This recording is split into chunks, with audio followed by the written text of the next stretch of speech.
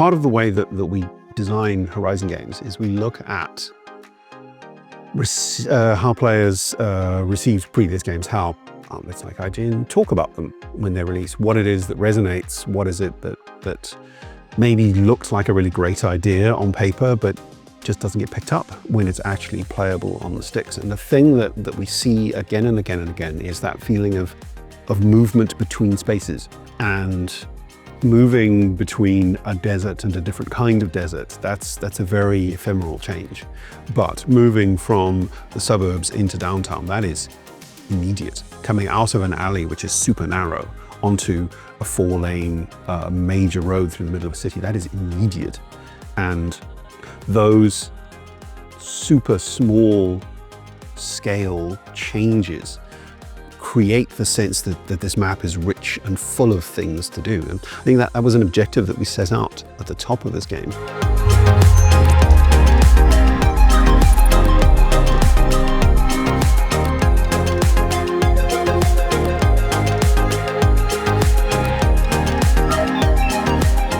We've known for some time that Forza Horizon 6's Japan is Playground Games' largest and densest map to date. We've known too that Playground Games' version of Tokyo City is said to be the biggest urban space the team has ever made, and 5 times larger than Forza Horizon 5's Guanajuato. Seeing it in person, however, is something else, and obviously extremely exciting. My own first showcase of the game in action featured a beaming red GR-GT, the cover car for Forza Horizon 6, threading its way from the map's southern end to the north, up through the outskirts of Tokyo City and onwards towards Japan's Alps. As with all previous Forza Horizon maps, this is not a one-to-one facsimile of any specific chunk of Japan. It's a greatest hits tour that captures the look and spirit of areas from all over the country, all bundled into a single racing sandbox. It is, without doubt, an excellent setting for a Forza Horizon game. It's one of the first decisions we make. And it's historically one of the toughest decisions to make because, as you say, it informs everything. And there are many components to it that, I mean, Japan has been a location we've wanted to do and it's been on our shortlist for a number of games. But I think this was the first time that we felt that we could take a shot at it, that the fear was healthy rather than an actual panic response. Yeah, and I guess in terms of, obviously each location offers kind of like new challenges and obviously new gameplay and new experiences, but for this one, Japan had a lot of challenges that we had to kind of figure out and I guess approach and try to solve, and that was kind of one of the things that, at least for myself, intrigued me to kind of like tackle Japan as a location. One significant rule that the Playground team took specific care to abide by was the fact that simply transplanting the Horizon Festival to Japan and dusting their hands couldn't be enough. As highly desired as the location was, it could never be the only thing Forza Horizon 6 brought to the table. Happily, Elliot points out that the location does, in fact, give the team a lot of scope to make new features, which is something he cares deeply about. A lot of the discussions that we had all the way back in concept for this project were around, is it just Japan? Is it a previous game that is on a new map? And our games are never like that. We always iterate, we always innovate, we always kind of introduce new features and push the game forward. So certainly from a design point of view, we were very careful and very aware of the fact that we needed to think about this as a game that was set in Japan rather than that being almost like a core part of what the game would be. Like, couldn't rely on it being Japan. We wanted this to be, I guess, the most innovative Forza game that we've made, the most exciting game, the game where we push on a bunch of different axes and generate these new features that players have been really excited about. Yeah. And it's also in Japan. And I guess the key thing for us, because Japan comes with so many expectations, and I guess everyone has their idea of what Japan is.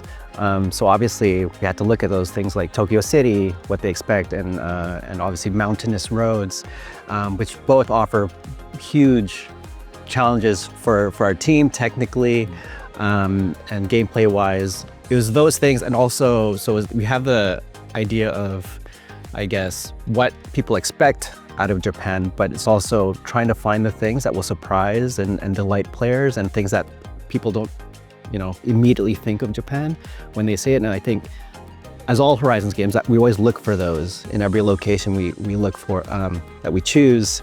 And yeah, this for Japan, it's no different. We kind of have those kind of nice surprises. And we've seen it with the footage we've shared so far. People are like, does that exist? Is this for real? And everything it does exist in Japan, which is really exciting.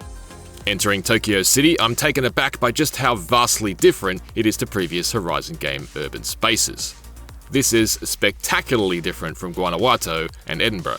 But that's not necessarily the pleasantly surprising part. Forza Horizon 3's modern and vertical surface paradise is the closest comparison, but the scale of Tokyo City is immensely more grand.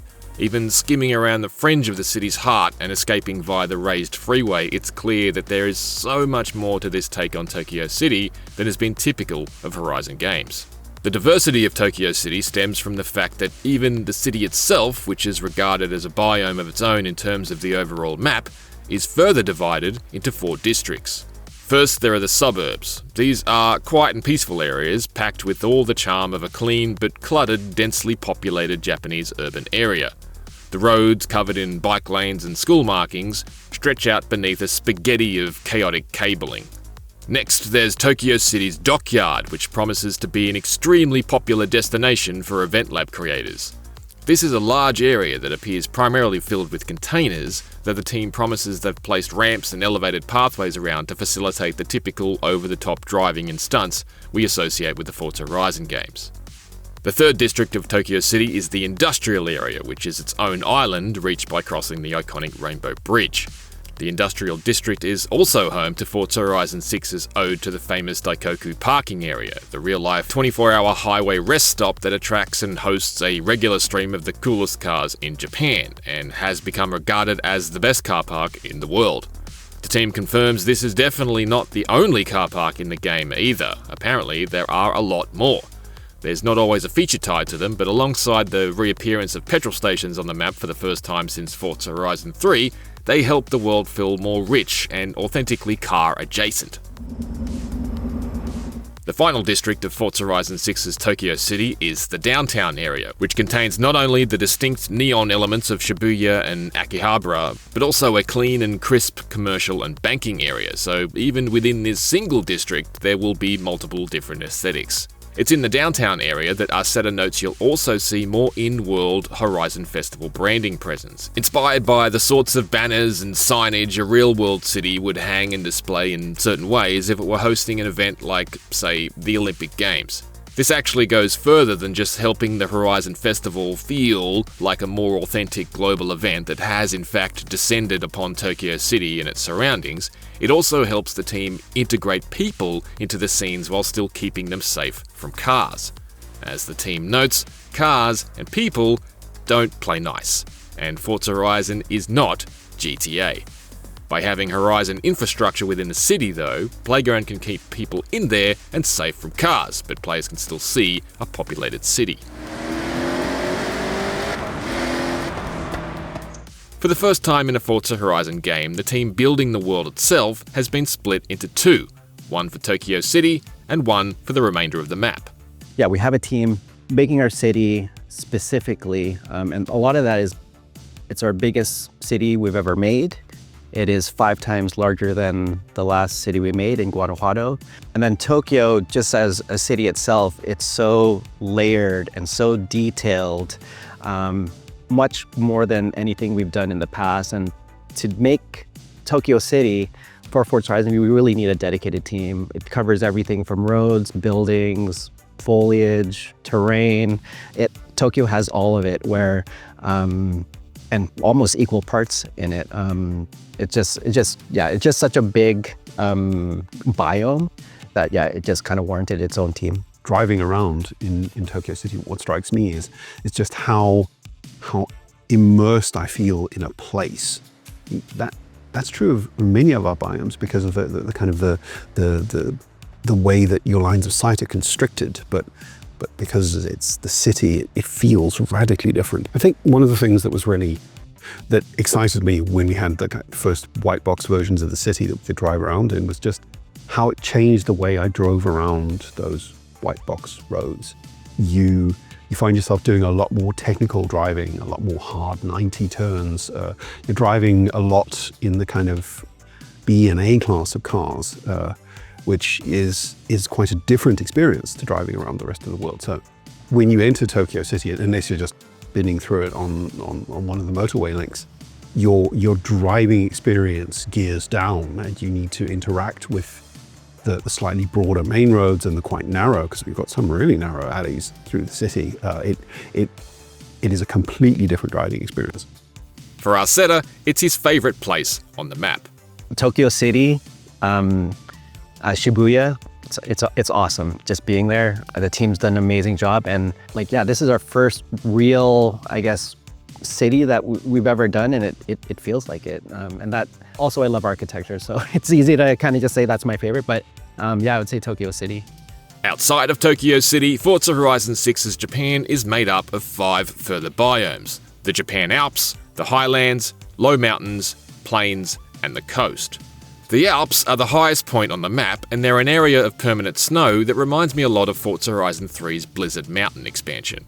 The area includes a ski resort with working chairlifts and an interpretation of the Tateyama Kurobe Alpine route and its towering corridor of snow walls. Yes, you can jump over it, we asked, and the Playground Games team instantly obliged. Tokyo City seems tiny in the distance from the Alps, which seems fabulous for the sense of scale here. The Highlands is the next step down, which Arceta points out took a lot of inspiration from the Venus Line, or Venus Skyline as it's sometimes called, one of the most scenic driving roads in Japan. These rolling hills appear draped in a sea of Suzuki grass. We're also promised cows, but we don't get to spot any today. Next are the low mountains, which Arceta describes as the transitory biome between all places, stitching the map together. This will be the home of toge racing through dense tree corridors and tunnels. He notes that he thinks there'll be more trees in this map than probably a few games combined, with the extra headroom now afforded by not shipping on previous generation consoles. Forza Horizon 6's trees are rendered deep into the distance, which the team states is crucial to achieving the aesthetic of Japan, but couldn't be done before. Finally, there's the coast with its picturesque rock formations and ocean, and the plains, which are portions of rural Japan. We're shown a quaint shrine perched in the middle of a soggy field. In this case, it's loomed over by a stretch of race Shinkansen track, ready for a bullet train to blaze over. The juxtaposition between the traditional and modern worlds is an interesting one. It's important to note, however, that the map itself is not simply broken up into Tokyo City and 5 other zones. This time around, biomes are elevation-based, which Arceta explains is a totally different approach from past games, which typically slice the environment into separate chunks. That is, desert here, rainforest there, and so on. Yeah, I think it makes this map super unique. Past biomes in past games were quite region locked or separated. We still have a few regions that exist in certain areas. So we have our Alps up in the north, and then we have our Tokyo City down in the south. But all the biomes that live along with those, are altitude based. It really changes how you experience the map. And we could only do it this way because our map is so vertical, it's so elevated. And when we're doing our research on Japan, that elevation the biome just changed that way. So it's authentic, and it really, I found that it made you stick to the roads, trying to explore this world because of that verticality. According to Arceta, blending portions of the different biomes all over the map also made them more conscious about introducing subtle differences to define areas which otherwise sit under the same biome umbrella. So we have plains, for an example, and those are dotted around actually all over the map. But it also got us thinking, well, how can we change these plains up in each kind of location? Sure, it's the same biome, but it just kind of led us to all these kind of micro nuanced changes within biomes. So we have our low mountains, which is almost like the glue that kind of ties all the biomes together. You're either transitioning up to the highlands, or you're going down to the plains, or you're going up to the Alps, but you're always kind of traveling through low mountains.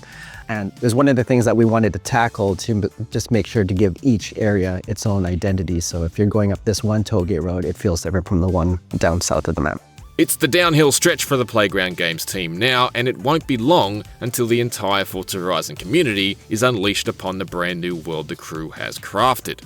Arceta can't wait to hear what players from Japan itself think of Forza Horizon 6. For myself, and I've seen some of this with footage we released, it's when someone from Japan plays the game, it's like, that looks like just down the street from me. You know, I've been here. And I think, even if it's not a landmark, it's just a regular street, and that makes me super happy when people respond that way. Elliot is in agreement, but would also love to hear that people from outside Japan find it immersive in their own ways. I would love it if people who would love to go and live a year of their life in Japan vicariously have that experience through the thing that we've made. I still am delighted to find bits of Horizon 4's map, even though I worked so much on that game. Just yesterday, when I was setting up for us to start talking, I found a little farmhouse surrounded by cherry blossom trees on a little raised surface in the middle of some paddies quite close to the stadium. And I was just like, I saw a screenshot of it on someone else's screen. I said, okay, is that concept art? And they said, no, that's a place. I'm like, that is not a place. And they showed it to me. I'm like, wow.